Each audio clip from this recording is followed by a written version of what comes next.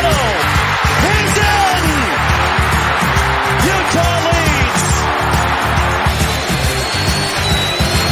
Daniels for the win. Caught! It's gone! LSU does it! Mason Taylor!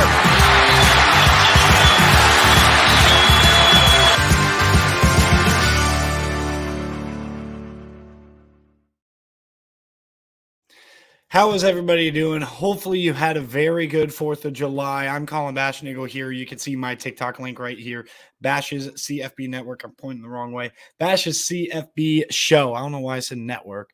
But today we have the Mississippi State Bulldogs, if you saw that on the display. And I have something new here. We got the banners. Got this. I'm going to just do this. Just returning quarterbacks, running backs, wide receivers, tight ends, skill position guys, a couple other top players and stuff like that. That's what I'm going to start doing. So you can see that scrolling. So that way when we talk about them and you might not know about the team that much, you can see what kind of production on, paper that they had. So I think that's a good ad that I had, and I'm always going to try to take steps to improve the content. So make sure you like and subscribe here. I would really appreciate that. And if you like this video, check out the playlist that I'm popping up right here in the cards. That would be really appreciated. All right, talking about Mississippi State here. We're going to talk about players leaving, and I'm going to start with the key departures. To the NFL, we had a first-round corner for Mississippi State, Emmanuel Forbes, really, really good player. His loss in that secondary is going to be felt for sure for Zach Arnnett in this squad. And I think that, having a first-round corner like that is massive to have in the SEC. It's something that even the national champions, Georgia, did not have. They had talented corners, but none of them were first-rounders last year. So that is definitely going to be a big, big loss for Mississippi State. Other impactful losses, Tyrus Wheat, edge rusher. Sorry, I'm getting tripped up there. And then defensive tackle Cameron Young. Young, of course, drafted in, I believe, the 4th round. Wheat did not get drafted, but he was still a really good player for them last year. Now, when we talk about transfers out, what was interesting to me about Mississippi State was they had 3 quarterbacks on roster transfer out. Sawyer Robertson gone to Baylor, Braden Locke gone to Wisconsin, and then Daniel Greek went off to Tarleton State. And then running backs, Dylan Johnson, who I really like. I think he's a good player, and I think he could potentially surpass 800 yards if he gets some run at Washington. Now, the Washington preview will be coming up at some point.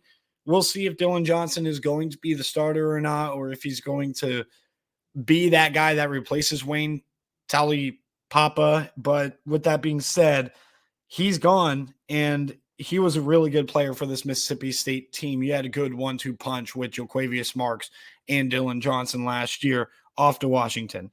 Keytravian Hargrove, man, I don't even know who that is. Memphis, he's off as a running back there. Now, we all know about R.I.P. Thomas, their wide receiver 1 last year. He's off to Georgia, and I think he's probably going to start at the Z spot for Georgia. And we'll see how everything goes with Marcus Rosemy-Jacksaint and how that affects the wide receiver room. But for the most part, R.I.P. Thomas is definitely going to play. And also Marquez Dortch transferring out to Cal. I think he's going to play pretty early for the Golden Bears. And then you lost a good handful of offensive linemen. Interior guy, Reed Byes, going to South Alabama. Also going to South Alabama is tackle Lucas Taylor. And then tackle Jackson Cannon going to Toledo. And then you had Southern Miss pick up tackle Gabe Cavazos. So, offensive line, you lost some depth pieces. No significant starters right there. That is a huge thing for this Mississippi State team as they transition out of this air raid.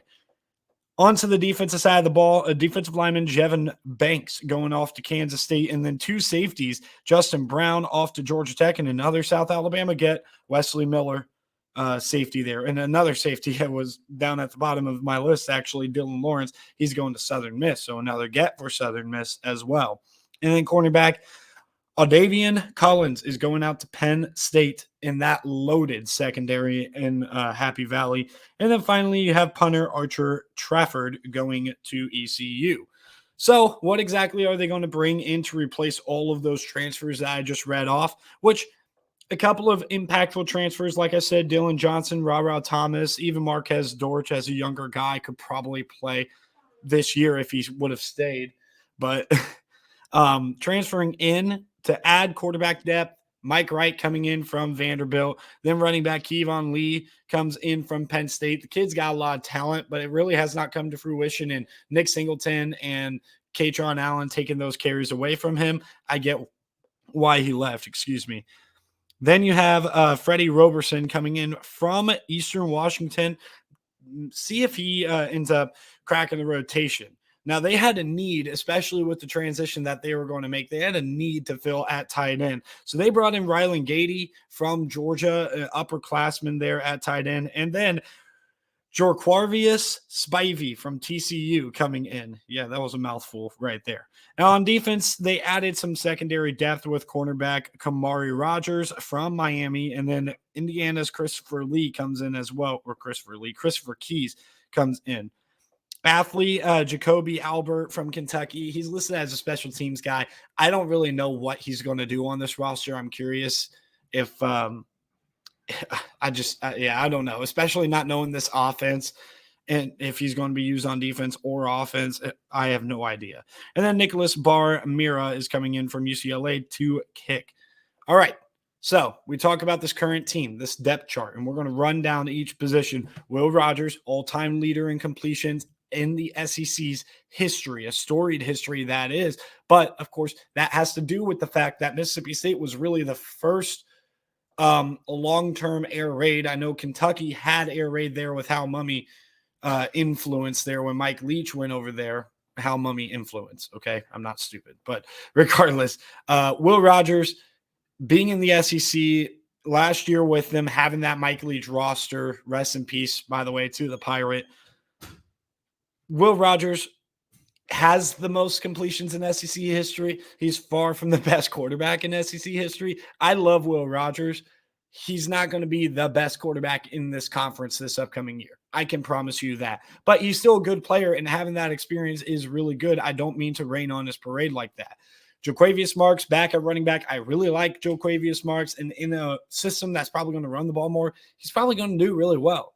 I just talked about Dylan Johnson potentially running for 800 yards. Jo'quavious Marks could do the same thing, and having that complement of Simeon Price below him, it's pretty nice. And as I said, Gady and Spivey, they're probably the two top tight ends. They brought him in for a reason. I'm still a little bit concerned about that tight end spot, but it's worth a shot, especially getting a guy that's been in a loaded and talented tight end room like Gady from Georgia. That's a big deal.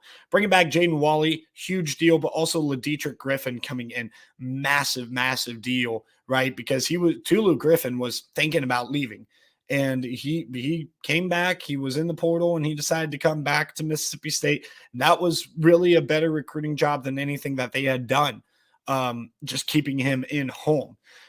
You also have Justin Robinson. I don't know if he's going to stay the Z. I really like Xavier Thomas to take that starting spot and get over 400 yards receiving this year. I think Xavier Thomas could be a really, really good player. He had moments as a freshman for sure last year. On the offensive line, you have a lot of experience there, all seniors across the board. And that's the one thing where I can look at Mississippi State and I can be like, they have a lot of hope. You have Nick Jones and Cameron Jones at the tackle spots, Steven Losoya and Cole Smith as interiors, along with Johnson, the guard there. I think they have a lot to Grant Jackson, Jackson Lahu. These guys are good depth pieces as well. And certainly with Grant Jackson having experience, Percy Lewis having experience at tackle, I like this offensive line a lot. On defense, I'm less convinced that they're going to be really good on defense this year. Now, Zach Arnnett, defensive guy, was a defense coordinator last year. He's the head coach now, so maybe they don't have a huge drop-off. But the one thing that I look at, I'm going to skip ahead to the secondary. Having DeCamerion Richardson come back is massive. He's a really, really good player if you guys haven't watched him already. Pairing him together with Marcus Banks at safety, I think those two guys are really good. Corey Ellington got a lot to prove here. Jacoby Albert might end up playing DB. He could probably also be in the return game, and that's kind of where I'm not sure what they're going to do. But if he's going to play anywhere, it would be in the secondary. So I'm curious to see if he ends up sliding in there. But outside of that, you don't have too much. You got Ferge at that other corner spot. I think that's going to be interesting to see with Richardson on one side. Ferge is going to go up against a lot of these wide receiver twos. I'm interested to see how this team looks with the secondary still being their strength, despite the fact that a first-round corner has departed and left for the NFL. Linebackers, where I'm a little bit concerned. Jet Johnson's back, but I'm not really convinced by Watson, Mitchell, Page, whatever else they got. I mean, look, Deshaun Page, Nathaniel Watson, they've been in the system a while, but I'm not sure how talented those kids are, and I'm not trying to, rain on their parade or anything like that, but I have questions about the linebacker spot. I do think John Lewis is a really good player. I think there's a reason why he's probably going to start over JP Purvis. But again, linebacker, a little bit of a concern. Then you talk about the defensive line. DeMonte Russell, he's a really, really good player. Nathan Pickering, he's a pretty solid interior as well. But then you get Crumedy, who's decent. I'm not sure how convinced I am, and just depth is a concern. Deontay Anderson, Calvin Dinkins, they're two guys that want to really push in the depth chart. I just don't know if they're going to be ready for that as younger players in the system right now. So Nick Barmira, the transfer from UCLA, he's probably going to end up doing most of your kicking, with the punter being Keelan Crimmins, a freshman that they just brought in this most recent recruiting class. So a couple of breakout players. I already named all of them. Xavier Thomas, wide receiver. I think he's going to start at Z at some point. Simeon Price, I think, is going to be part of that 1-2 punch that they had last year, just replacing Dylan Johnson in that role. And then John Lewis, that linebacker that I mentioned, I think he's a really good player. I think he's going to do well. Schedule prediction here. Let's get straight into it. And you can see the schedule. It's always going to be tough when you're in the SEC West, and especially when you are the roster that probably recruits at the lowest level out of the 7 schools in the SEC West. Final year of the SEC West, of course, with us adding Texas and Oklahoma to the SEC and losing divisions. Let's get into their schedule. Southeastern Louisiana. I'm going to give them a win pretty easily right there. I mean, they've never been anything. Sila's never been anything to write home about. But Arizona here, Jaden DeLora, he's back. A lot of people forget about McMillan there, a wide receiver that could potentially, in his second year, highly rated recruit coming out of high school, could replace Dorian Singer. And we know Jacob Cowing is going to be a really good guy. If you watched our fantasy draft on the Lowdown Network and you saw me pick Jacob Cowing as my second receiver, the first one, of course, being Marvin Harrison Jr., because go Bucks, I'm going to take Arizona's firepower on offense. Now, I do like this secondary, and that's where I could be eating my words, is I was just talking about this secondary, but I still think having that top-tier corner with a guy like Jacob Cowing, who I think is really good. He dominated at UTEP. He was really good last year as wide receiver 2 for Arizona, and really, he was 1A, 1B with Dorian Singer, right? They had similar stats. They were right there with each other. Jacob Cowing is a very, very talented and good player, and so is McMillan. I mean, he was a true freshman, like I said, last year, and he had a lot of big plays. Then you play LSU at home. That could be tough for LSU, but I'm going to give LSU the win because I think they are a better team overall than Mississippi State. And then you have to take a road trip at South Carolina. That's also a loss. Everybody who has been listening to all of my shows know that I've been talking about how South Carolina has been gutted in the transfer portal, and I'm not super high on them. They're still going to be a decent team. They're still going to have moments. They have really good players. Juice Wells is a stud, one of the best receivers in the entire SEC. I'm going with South Carolina in that home field advantage right there. Then you play Alabama back at home, and Alabama's just had your number, specifically had Zach Arnett's number. I mean, they've been able to hang as many points as they want on Mississippi State for quite some time, for a very long time. The last 2 years, it seemed like Mississippi State could give them a game. Remember 2 years ago when Alabama went into Wallace Wade and Alabama won 49-9. Yeah, that was ugly. And 2 really good teams that Mississippi State fielded. One that won 8 games last year in the regular season, 9 if you count the bowl game. But you get right before the bye week. You beat Western Michigan, who I think is going to kind of have an up and down year in the MAC, and you go into your bye before heading on the road to DWR Razorback Stadium. You play Arkansas, and I think off the bye, they're able to get the win, but this is a back-to-back road trip They lose to Auburn, which I think later in the season too, late October, and then as you get into November, Auburn's going to become more and more dangerous. Hugh Freeze did very well in the transfer portal for the Auburn Tigers, and I think they have a lot of talent that as time goes by, they're going to be a really good team. Sorry about him flipping out up there because he's a dummy. But anybody who's been watching What We Do for a while knows about Ruger. All right. Win against Kentucky here. This one's kind of going out on the limb. I think it might be tough for Kentucky going on the road there, but I think Kentucky could be a really good team. Like I keep saying about Kentucky, I think they have their best wide receiver core that they have certainly had under Stoops. I think they got a decent, at least, quarterback. I think he was a little bit overrated and still might be a little overrated when you're talking about Devin Leary. I think they win this game because I really like this Mississippi State team's talent overall. In playing Kentucky at home, I think that's a very even matchup that the home team gets the advantage in that one. But at Texas A&M, they are far more talented than the Mississippi State Bulldogs. And guys, that will be loss number 6. They have no margin for error, and they are playing against a very tough Southern Mississippi team. Frank Gore Jr. is there, right? But I don't think they have the offensive firepower to stick with Mississippi State, especially, like I said, with this being later in the season. Any questions I have about the defense should be somewhat solved at this point for Zach Arnnett. And Southern Miss just doesn't have that depth of talent that can go and compete with any SEC team, even the Vanderbilt, who I know Vanderbilt has been the laughingstock. They're not even going to be a bad team this year. They might have a bad record, but they're not going to be a bad team. And then finally, Ole Miss. This is for a bowl game for you guys at Mississippi State. But I'm going to give the win to Lane Kiffin and Ole Miss. They have had Mississippi State's number a little bit. I feel like Lane Kiffin has really done a good job dicing them up, even if you go back to the Alabama days. I just think, and granted, that was before Leach got there, Arnnett got there. Point being here, though, is I think the fact that Ole Miss has so much talent on offense, right? You know that their quarterback position is going to be secure no matter who the starter is. If Jackson Dart starts over Spencer Sanders, a 6th-year guy, transfer from Oklahoma State, who's also very athletic, that tells me Jackson Dart starts taking the step needed. And especially in late November, I think Ole Miss is able to get that win. Now, I will say, over-under 6.5 wins, I would have a tough time playing the under.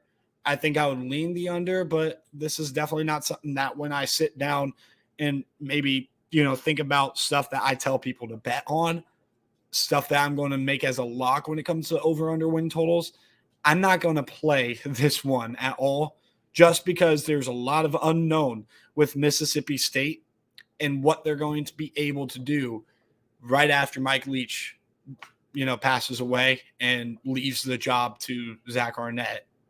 So, yeah, there's a lot of unknown about this Mississippi State team. They're a tough one, but at the end of the day, 5-7, I feel like, is a fair record. I gave them a couple of games that they probably shouldn't have won or shouldn't be winning, but I also gave them, and actually I said 3-5.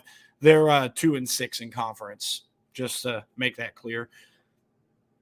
Anyway, so yeah, I gave them a couple of wins that they probably shouldn't, they won't be favored in, especially that Arkansas one. But then I also gave them a couple of losses that they could easily win. For example, Arizona, we talked about that early on. And then a game like, Auburn. I mean, one of those two Arkansas and Auburn games, that back-to-back road trip, I feel like they could potentially pull one off. So this team could definitely be better than 5-7. This team could also have a disastrous season. And 5-7, I feel like, is right in the middle of disaster and tremendous success. So with that being said, make sure you guys comment below what you think the Mississippi State Bulldogs are going to do. Like I said, 5-7, 2-6 in conference, just to correct that. So I like this Mississippi State team. I like their talent, but they're playing a really, really tough schedule. And yeah, I'm just got a lot of questions about this team. That's all I got to say. So thank you guys for tuning in. Really appreciate it. Make sure you guys like and subscribe. Have a good day.